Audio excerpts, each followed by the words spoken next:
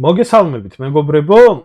მოკლედ ამ რამოდენიმე დღის წინ სოციალურ ქსელში შემხვდა ერთი ვიდეო, რომელმა ვიდეომაც ჩემზე რაც ისეთი გავლენა მოახდინა, უსამართლობის გრძნობა გამიჩნდა ძალიან და სოლიდარობის გამოხატვა მინდა ნამდვილად აი ამ ბლოგით, რადგან ერთი უბრალოდ ჩვეულებრივი პატარა გოგო, მთელ აი ამ ხროვას, რომელიც ხროვაც იკრებება რუსთაველზე, მივიდა და თავისი პროტესტი პირდაპირ ასე რომ ვთქვათ, ზრდილობის ფარგლებში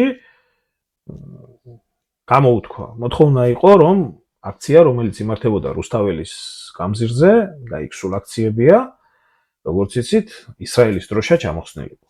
მოკლედ, როგორ მოექცნენ ამ გოგოს და იქ რა ხდებოდა, მოდი ახლა მივყვეთ ნაბიჯ-ნაბიჯ ამ ყველაფერს გავარჩიოთ და ამის შემდეგ უბრალოდ დანარჩენი მტკიცებულებებით იყო თუ არა ეს გოგო მართალი და სინამდვილეში რა ხდებოდა და როგორ ხდებოდა და როგორ ხდება დღეს ამ ყველაფერს დაუკვირდეთ. მე მიმაჩნია სიმართლე გითხრათ, ეს გოგო იყო ერთადერთი ეს ვაჟკაცი ადამიანი, მიუხედავად იმისა, რომ ის მანდილოსანი იყო, რომელმაც საქართველოში შეძრო და უსამართლობაზე ხმის ამოღება გაბედა. დავაკვირდეთ აბა ეხლა რა ხდებოდა იქ. რა პრობლემა გაქვს ახლა თქვი? რატომ ერჩი ისრაელს? შეფაშისტო ნაცისტო ჰიტლერის მოყვარულო? ანუ ადამიანი მისული არის და ამბობს, რომ ისრაელის დროშა ნუფრიალებს აქ, რადგან რაც ხდება ღაზაში, ეს არის გენოციდი და ამის გამო შეურაცხყოფილად თვლით თავს. ახლა რომ იცოდეთ იქ რა ნახირია შეკრებილი, აი ნაგავი, მთელი ნაგავი, ქართული საზოგადოების ერის ბალასტი, ესენი არიან.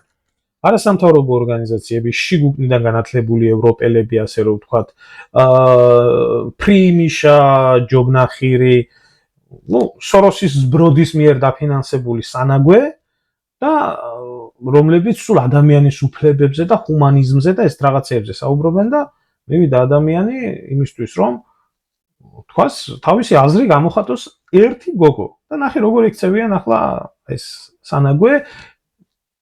თურმე უკვე არის ნაცისტი, ფაშისტი, ჰიტლერის მოსწავლე და რა ვიცი, 1000 უბედურება. დაგვირთ თან როგორ პიდარასტული ხმა აქვს ამას. შენ ხარ ჰიტლერის ფანატიკოსი. იმიტომ რომ გენოციდი აჰა, ესე იგი თურმე ეს ყოფილა ამის აზრი.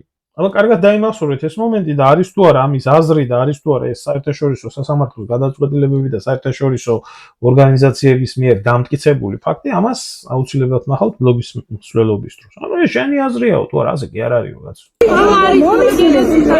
ერთი წუთი მომისმინე გოგონა, ხედოდეთ. გასაგებია მომისმინე. არ გისმენ. არ გისმენ და რატო უნდა მომაგროთ პალესტინას? ჩემი გულის რატო უნდა დაუწირო? ჩემი გულისთვის არის გოგონა. ეს არის პალესტინის დროშა მოიტანე და გადაგიქით.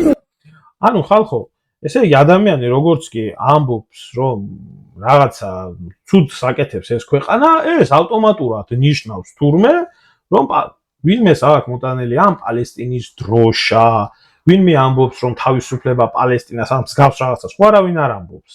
ესენი ეუბნებიან, შენი გულისთვის ჩვენ პალესტინას რატო უნდა დაუჭიროთ? ხარ, როდესაც ადამიანი ეუბნება, რომ რაც იქ ხდება გენოციდია და სირცხვილია, ამის ფრიალი.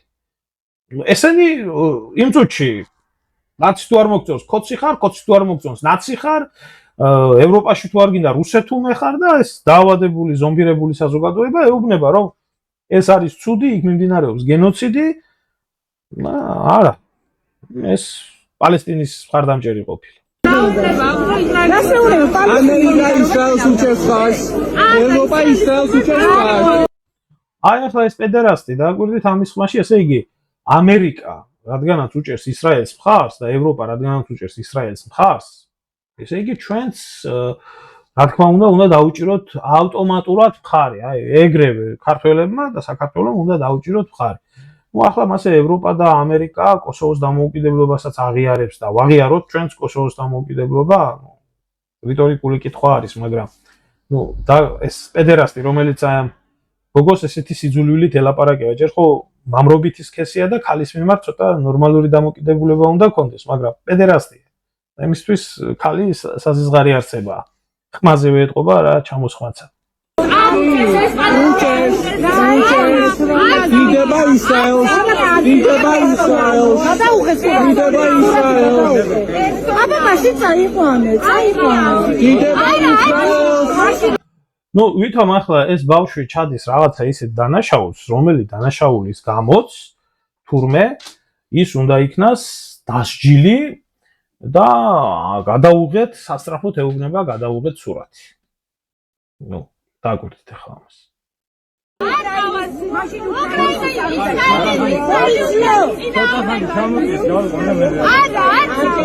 დიდება ისრაელს.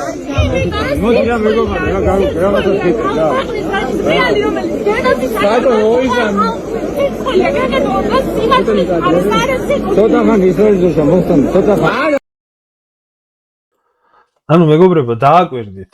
ესე იგი ადამიანი ამბობს რომ უბრალოდ აქ არაფერშვაში არავის ხარდაჭერა არ უნდა იყო ადამიანი სიკვდილის მხარეს და უნდა იყო ადამიანი სიცოცხლის მხარეს.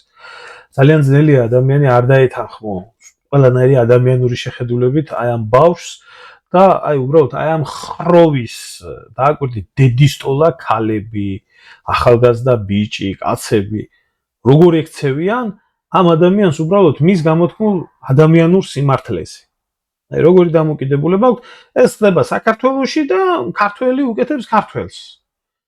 აი აზრზე ხართ უბრალოდ როგორ დეგრადირდა ერის ცნობიერება და ერის აზროვნება, არც ქალი, არც კაცი, არც ბავშვი. აი უბრალოდ რის გამო?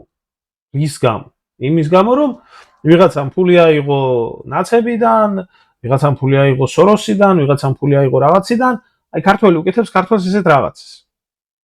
რომელიც მართალია, სუფთა ადამიანური ფაქტორით. არ მოსნის. არავითარ შემთხვევაში.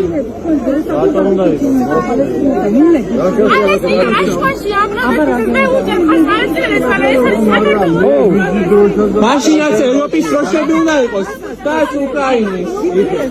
დიდება ისრაელს.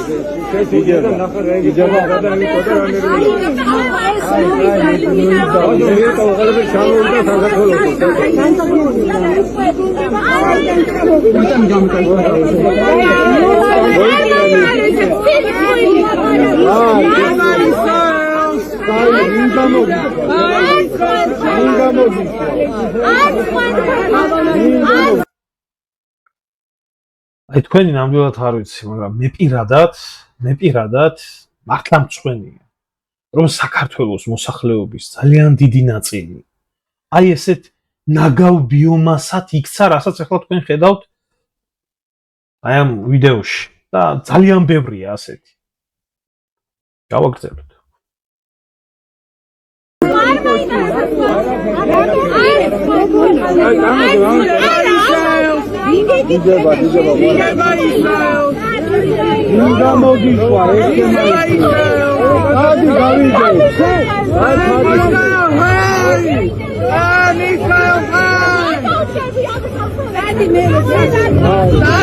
ფაშისტო! ჰიტლერის მოყვარულო შე ფაშისტო!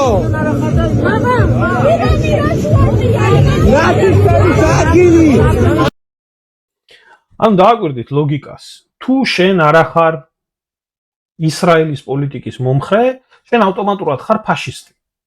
ეს არის დამკვიდრებული უმაღლეს დონეზე. თუ შენ ყველაფერში ისრაელის მხარს არ უჭერ, შენ ხარ ფაშისტი. არ არის ნაცისტების ადგილი აქციაზე. არ არის ადგილი ნაცისტების აქციაზე. წადი აქედან. ნაცისტი ხარ შენ ნაცისტო. ნაცისტი ხარ.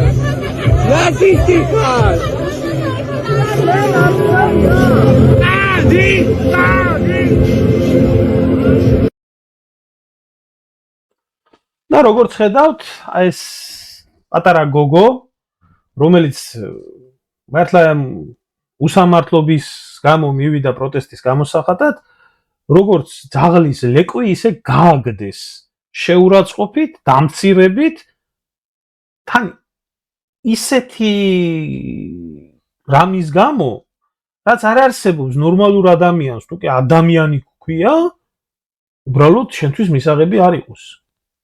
10,000-ობით უდანაშაულო ადამიანების ხოცვა და ჟლეტვა. და თურმე ევროპა აქა, ამერიკა ისრაელთანა, თურმე ყველა და ჩვენც იქ უნდა ვიყოთ, სადაც ჩვენი 20 საუკუნოვანი ძმები არიან. ახლა მეგობრებო, მე მინდა უბრალოდ გადავიდე უშუალოდ ამ ბავშვის პროტესტთან დაკავშირებით, რატომ იყო ის მართალი და რა ხდება სინამდვილეში. საქართველოში მთელი საინფორმაციო სისტემა, აბსოლუტურად ყველა ჟურნალისტიკა არის ჩაგდებული სოროსის ფონდის ხელში, რომელიც თვითონ არის ებრაელი, არის სიონისტი და რომელიც თელს მსოფლიოში ყიდულობს ასე ჟურნალისტებს, რომ იქნას დამკვიდრებული აზროვნება. ასევე უნდა გვავიწყდება კეზერაშვილის ჯიბის ჟურნალისტები, რომლებიც უშუალოდ პირდაპირ პროისრაელულ, ასე რომ ვთქვათ, პოლიტიკას ატარებენ საქართველოში.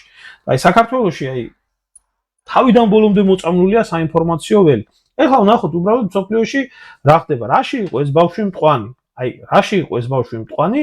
მე მინდა გითხრათ, რომ არ ვიცი, ეხლა ეს საქართველოში ამაზე საუბარი არის უბრალოდ, ესა რა ქვია, მიუღებელი, რომ ეს ჩვენი ძმები არიან და ეგ როგორ ვთქვათ.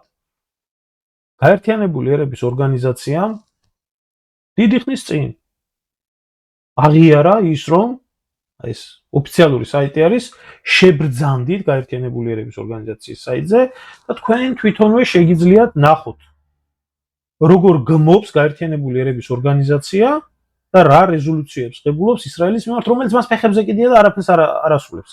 აღიარებული აქვს გენოციდი. გადავხედოთ აი ამ სულ რო ცხვირპირში გვაფარებენ ადამიანის უფლებათა ორგანიზაციებს. ეს Amnesty International არის შებრძანდით Amnesty International-ის გვერდზე, რომელიც ღიად წერს ისრაელის მიერ ღაზაში მიმდინარე გენოციდზე, რომელსაც 80,000 ადამიანი ემსხვერპლა, აქედან 20-30% ბავშვები არიან. ბავშვები და ქალები საერთოდ 45,000 არის დაღუპული, საერთო ჯამში მშვიდობიანი მოსახლეობა. ახლა ბოლო ამ უკნიდან განათლებულებს რო კითხო პროგრესისტები არიან, რომ კითხო რა ვიცი მე ყველაფერს იმაში რა ქვია ინტერნეტში ნახულობენ და იპოვებენ და არსებობს ესეთი ინტერნეტ ბიბლიოთეკა, ვიკიპედია, მე მგონი ყველასთვის ცნობილია, სადაც ოფიციალური გვერდი არის გახსნილი, სადაც ღაზის გენოციდზე დეტალური ინფორმაცია არის. არ ვიცი, ეს გვერდი ვერ ნახეს ამ ჩვენმა უკნიდან განათლებულებმა. სადაც დეტალურადაა ჩამოწერილი რამდენი ადამიანი არის რის შემდეგ დაღუპული. თავანებოთ ამასაც თავი, ხო? ეს ვერ ნახეს. ახლა ამათი მშობლიური ევროპა და დასავლეთი, ეს ბრიტანეთის პრესა, BBC, ვინმე შემდეგ ფეიკობაში არის ჩამომართვას, საქვეყნოდ ცნობილია ეს, რომ ჰაგის ტრიბუნალმა, რომელმაც ცოტა ხნის წინ პუტინს დაკავების ორდენი გამოუტანა და ყველა ეს უკნიდან განათლებულები წიოდნენ და კიოდნენ და უხაროდათ, რომ ასე იყო და აბა პუტინს როდის დაიჭერდნენ, გამოუტანა ასევე გადაწყვეტილება და ორდერი გასცა ისრაელის პრემიერ-მინისტრის ნეთანიაჰუს და იოან გალანტის თავდაცვის მინისტრის დაკავების შესახებ. მიზეზი ერთადერთია, ღაზაში მიმდინარე გენოციდი. ანუ გაერთიანებული ერების ორგანიზაცია გენოციდს აღიარებს, სოფლიოს საერთაშორისო სასამართლო ჰააგის ტრიბუნალი, რომელსაც ესენი, მთელი ევროპა აღიარებს ოფიციალურად, არ აღიარებს გასაგებია იქ არც შეერთებული შტატები, არც რუსეთი, არც ჩინეთი, ამაზე არაა საუბარი. თვითონ ევროკავშირი და ევროპის წევრი ყველა ქვეყანა, მათ შორის საქართველო. საქართველო აღიარებს საერთაშორისო სასამართლოს მანდატს. საერთაშორისო სასამართლოს მანდატის მიხედვით ჩვენ გვაქვს ურთიერთობა სახელმწიფოსთან და მთავრობასთან, რომლებიც არიან სამხედრო დამნაშავეები. აი ეს ჩემი მოგონილი არ არის. ეხლა კიდე ჩემოკარგებო ერთი რაღაცა მინდა გითხრათ რომ თლათ ასე დაყრუებული და დაბნელებული არ არიან ამ ევროპაში ხალხი და აქვთ თავისი რეაქცია და დამოკიდებულება ამ ყველაფრის მიმართ, მათ შორის ევროპარლამენტში. აი ახლა უბრალოდ სამწუხაროდ რუსულ ენაზე არის, ვინც იცით რუსული გაიგებთ, ვინც არა, მე შევეცდები რომ აზრობრივად გადაგითარგმნოთ. ეს არის აი ირანში მიმდინარე ირან-ისრაელის დაპირისპირების დროს ევროპარლამენტში გამართული დისკუსია თუ რა ხდებოდა და როგორ ხდებოდა. აი Спасибо, господин председатель. Госпожа Каллас. Геран Хасимьян. Этому младенцу было 2 месяца. Он только что погиб от израильского удара по Ирану. Парня Абаси, молодая поэтесса, ей 23. Ее младший брат Пархам, ему всего 16. Впереди у них была целая жизнь, мечты, надежды. Но Израиль решил убить их в самом сердце Ирана, в Тегеране. Там, где их бомбы теперь бьют и по журналистам, и по больницам. Вы называете это точечными ударами, а я называю это военными преступлениями. Израиль хочет устроить в Иране то же, что они творят в Газе. А что же Европа? Если раньше вам было хоть немного не по себе от вашей поддержки израильских преступлений и геноцида в Газе, то теперь вы в открытую поддерживаете немецкого канцлера Мерца, который заявляет: «А, да они делают за нас грязную работу». Что? Убивать детей? Это и есть та грязная работа, которую, по-вашему, Израиль должен делать за нас? Что это за Европа, которая не стыдится преступности своего империализма? Это позор. Сегодня же разорвите отношения с Израилем, иначе международное правосудие осудит и вас.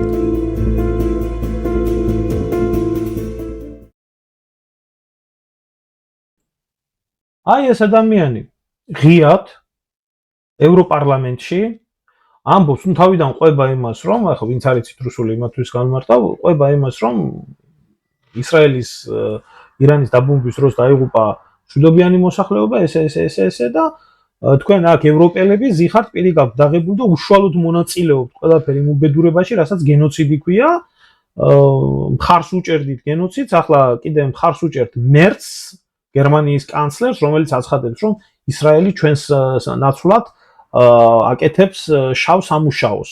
და რა არის შავი სამუშაო?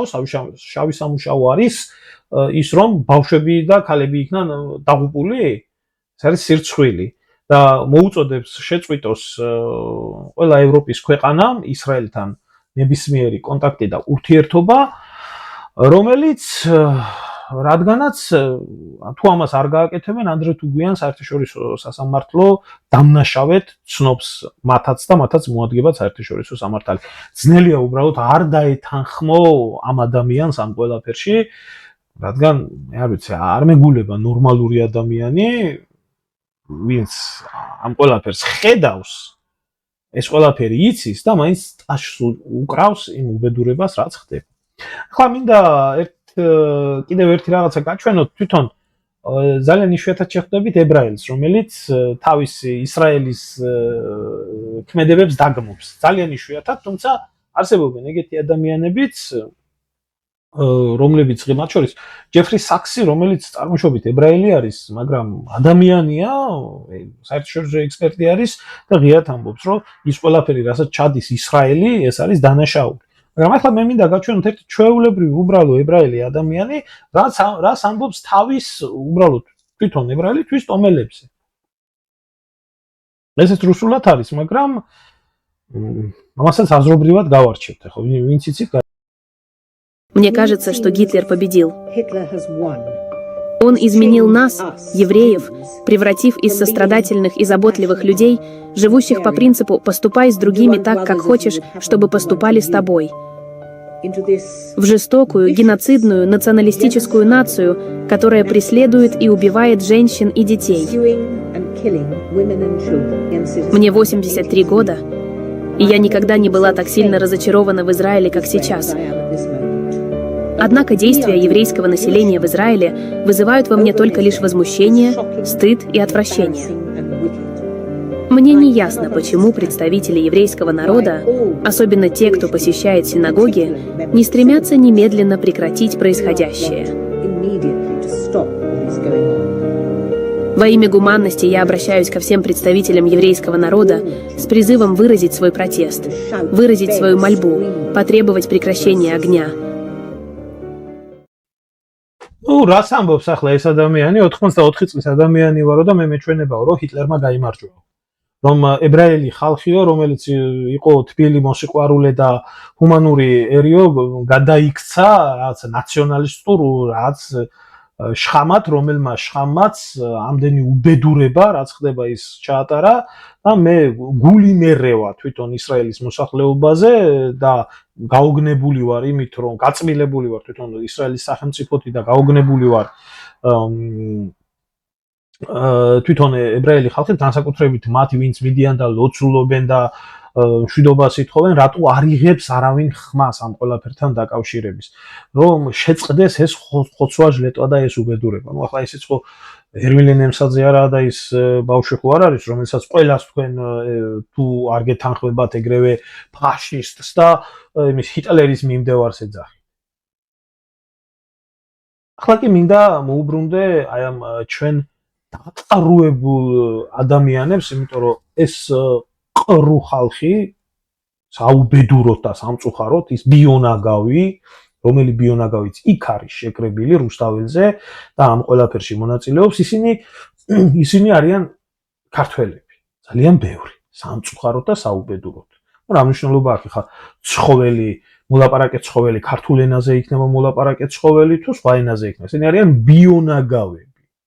მე მინდა ამ ბიონაგავ ხალხს უთხრა რომ ბიჭო, რა გაგიკეთათ ასეთი რით ხართ კმაყოფილი ამ ისრაელით და რომ გამოდიხართ და წივი ხართ და კივი ხართ და იძახით ლამისა ისრაელის ჯარში ჩაეწეროთ და საკუთარ ქართველს ასე ექცევით.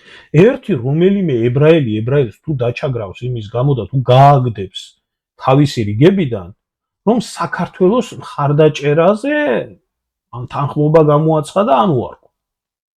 აი ეს თუ ვინმეს წარმოგიდგენიათ, რომ ასეთი რაღაცა შეიძლება მოხდეს. მე არ წარმომიდგენია, იმიტომ რომ ეს არასდროს ასე არ ხდება. და არ მომხდარა არასდროს. თქვენ რა გაგიკეთათ ახლა? მით უმეტეს მინდა გაჩვენოთ ეს ძველი კადრები არის და მაინც აი რადგანაც დაგავიწყდათ, მე როდესაც მე მეუბნებიან, რომ შენ ასე რატო ამბობ? მე ამ ყველაფერს იქიდან გამომდინარე ვამბობ, რომ ჩემო კარგებო, ებრაელები საქართველოში ცხოვრობდნენ 26 საუკუნე. უპრობლემოდ ყოველგვარი, ასე რომ ვთქვათ, იმის გარეშე, რა ქვია, რაიმე ანტისემიტიზმის და უბედურების გარეშე. მაგრამ სამწუხაროდ ამ ხალხმა ყველაფერი დაივიწყა. ამ ხალხმა დაივიწყა ეს ყველაფერი. დაივიწყა ქართველების მადლიერება, დაივიწყა ჩვენი ერის, ასე რომ ვთქვათ, რა ვიცი, ყველაფერი რა, თუ შეიძლებოდა რაც ქართველი ერს ამ საუკუნეების მანძილზე ეკეთებია და იმდენად გულის ამრევად იქცეოდნენ ქართველების მიმართებაში, რომ რა ვიცი, ეს იქნებოდა დეპორტაციები, ეს იქნებოდა რუსებზე იარაღის მიყიდვა და ასე შემდეგ. მე აქ მინდა გაგახსენოთ, რომ ებრაელების კულტურა და ისტორია საქართველოში და ქართველების მიმართ მით უმეტეს დააკვირდით წლებს. ეს არის ზუსტად ის 30-იანი წლები, როდესაც სტალინმა და სტალინის ბრძანებით ებრაული კულტურის და ებრაელების შესწავლა და აღზევება და ამაღლება მოხდა საქართველოში. შეგიძლიათ მუზეუმს ეწვიოთ და თავად ნახოთ ეს ყველაფერი და დოკუმენტარული მტკიცებული მასალებით და ამის საპასუხოდ, ნუ აღარაფერს ვამბობ იმაზე, რაც გაგვიკეთა შემდეგ ისრაელმა და საერთოდ სტალინის მიმართებაში როგორ დამოკიდებულება აქვს, მაგრამ ამის შემდეგ, ამდენი სიკეთის შემდეგ, ქართველი ერის მიმართ და ქართველების მიმართ როგორი დამამცირებელი, შეურაცხმყოფელი, რომელი 26 საუკუნის მობაზე იყო ხალხო ლაპარაკი 10,000-ობით ქართველს ბენ-გურიონის აეროპორტში რას უკეთებდნენ. როგორ ექცეოდნენ, როგორ ამცირებდნენ, როგორ შეურაცხყოფებს აყენებდნენ. კაციშვილი არ იყო ხმისამომღები ეს ქართველი ებრაელობის თამადობით, დღეს რო იძახიან მე საქართველო მიყვარს, რაში გამოიხატება თქვენი საქართველოსადმი სიყვარული? რომელმა ერთმა ებრაელმა გამოხატეთ პროტესტი, რომ მოძმე ქართველებს ასე რატო ექცევით, რატომ იყიდეთ რუსეთს იარაღი და უბრალოდ კოდები გადაეცით, რატო უღალატეთ საქართველოს და რატო ექცევით საქართველოს მოქალაქეებს, ასე გაგახსენოთ, ვისაც დაგავიწყდათ, ქართველებს როგორი ექცეოდნენ ეს ხალხი? აქ თუ დაგავიწყდათ, ჩვენ ვიმყოფებით ისრაელის ესე იგი სადეპორტაციო ალბათ სავარაუდოდ ეს არის ციხე, სადაც არის გაუსაძლის პირობები. აი ესე ექცევიან ყველა მგზავრს, რომელიც მას რო ვთქვა თვალში რო არ ხვდებათ. 3 დღე, 4 დღე, 5 დღე როგორც მათ მოეპრიანებათ. ეს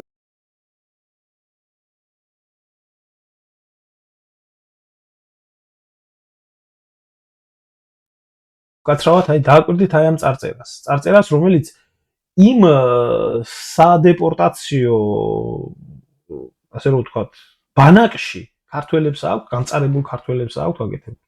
ხომ კარგად ხედავთ რა წერია. წერა კითხვა ხო კარგად იცით, ეს ერთეული და ორეული შემთხვევა კი არა. ეს იყო 1000-ობით და 10000-ობით შემთხვევა, რომ ქართველების გამწარებისთვის ღმერთი დაგსჯით ღორებო.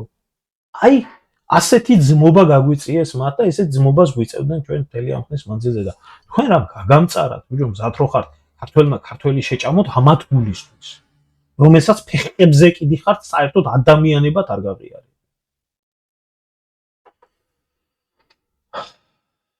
ჩვენი ქართველი გზავრების ნაწერები, რომლებიც თითქმის ყველა კედელში. ესეც საჭმელი. ესეც საკვები, რომლითაც აქ ყვებავენ პატიმრებს, კარგად პატიმრებს.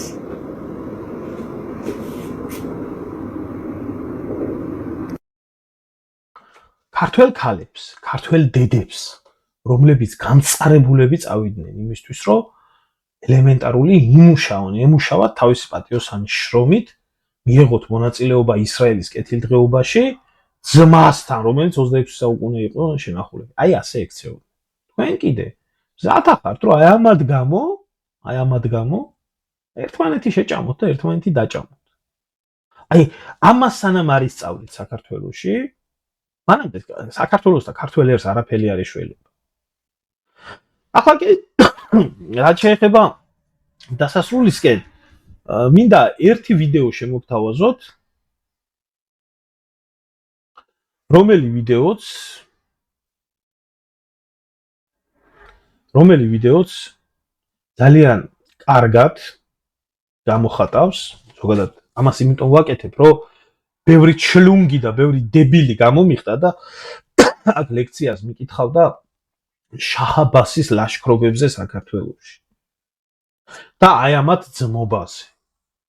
ხომჯო, საერთოდ აზრზე ხართ, რამის აზრზე ხართ და აზრზე რო არა ხართ, ახლა თუ თავს ქრისტიანებად თვლით, აი მე მინდა გაჩვენოთ ქრისტიანობის, ქრისტეს მიმართ, ღვთისმშობლის მიმართ, რომელიც ხოდიც არის საქართველო, აი ამათ მორწმუნე, ასე რომ ვთქვათ, განათლებულ მორწმუნე ებრაელობას რა დამოკიდებულება არის ტიტრებით და შეგიძლიათ იხილოთ. האמונה של הנוצרים שהמריה, אותו אמא שלו כביכול, כן, נקלטה להיריון מרוח הקודש. שימו לב טוב. אתם שמעתם? רק להבין את הרקע שלה, היא הייתה אשת איש. והיא הלכה וזנתה עם גבר אחר בשם פנדירה. אותו אדם. זאת אומרת, היא הייתה זונה פרוצה. והיא עכשיו מה מתיימרת להיות? להגיד שהיא התעברה מרוח הקודש, כביכול לצערנו הרב מהאלוקים. אותה מרים הייתה מאורסת ליוסף הנגר, אבל לא הייתה נאמנת לו, היא ירתה מגוי בשם פנדירה, עם ישראל גם יודע את שמו של אביו של ישו, והיא ילדה את הילד הזה. את ישוע עצמו קוראים לו בתלמוד בכמה מקומות בן סתדה. אז יש לו כמה שמות, בן סתדה, בן פנדירה, ישו הנוצרי, זה השמות שישו מקבל בתלמוד. לפי התלמוד, שבעצם גם הנוצרים אומרים שאצלכם הוא מוזכר ובגלל זה הייתה השרפה. Una pregunta, ¿quién fue Jesús para el judaísmo? Bien, Jesús no es judío, el Talmud llega a mencionar de él nació, vivió y murió como judío, existió y estudió la Torá, pero para el judaísmo no fue ni Dios, ni Mesías, y ni siquiera un profeta. Al contrario, nuestra versión, con el mayor respeto, es que Jesús nació de una relación hasta prohibida, fue fruto de una violación, Jesús nació de una relación hasta prohibida, fue fruto de una violación, por lo que desde joven, cuando quería estudiar Torah, los sabios lo apartaban un poco, como vieron sus características, su forma de ser. ანუ ესე იგი ჩვენი საფიცარი, ჩვენი სალოცავი, ჩვენთვის წმინდა არიან ღვთისმშობელი, ამათვის აი რა ყოფილა. იესო ქრისტე ვინ ყოფილა? ამას ხო ვიღაცა ქუჩაში არ ამბობს. ამას ამბობენ ძალიან ღრმად განათლებული ქადაგებლები და თურმე ეს ასე ყოფილა. მე მინდა გკითხოთ ხალხო, თქვენ დებილებო და ავადმყოფებო. როდესაც დროშას აფრიალებთ და იძახით ძმები არიან ჩვენი. ხლა ნაციონალებიდან და ამათგან მე არაფერი არ მიგვირს, ამათ არც ღმერთი წამთ და არაფერი არ წამთ, ამიშას წმინდანობაზეა ლაპარაკი, მაგრამ აი იმ კატეგორიას, რომელსაც გაინტერესებთ ინფორმაციის მიღება და ჯერჯერობით ვერ ჩამოყალიბდეთ, თქვენ ქრისტიანები ხართ? და თუ ქრისტიანები ხართ, ქრისტეს მიმართ, ღვთისმშობლის მიმართ, რომლის წინხვედრიცაა ჩვენი ქვეყანა, აი ასეთი დამოკიდებულება, აი ასეთები არიან თქვენი ძმები. ასე გააგრძელეთ ცხოვრება. გადაეკიდეთ ქართველს, ჩაქოლეთ ქართველი და შეუძვერით ერთ ადგილას იმ ხალხს, რომლებიც ისტორიულად ქრისტეს გამყიდველებიც იყვნენ, ჯვარმსმელებიც იყვნენ, ცოდვას კისერზე აქვთ აღებული. თქვენი ძმები ყოფილა. ქრისტეს მოღალატე ხალხი გასაგებია, მაგრამ მათი ძმობა კიდე და ღვთისმშობლის მიმართ აი ეს დამოკიდებულება. ამიტომ გეძახით ნახირს და ჯოგს, თქვენ ადამიანები არ ახართ. კარგად გრძანდებოდეთ დღეისათვის სულ ეს.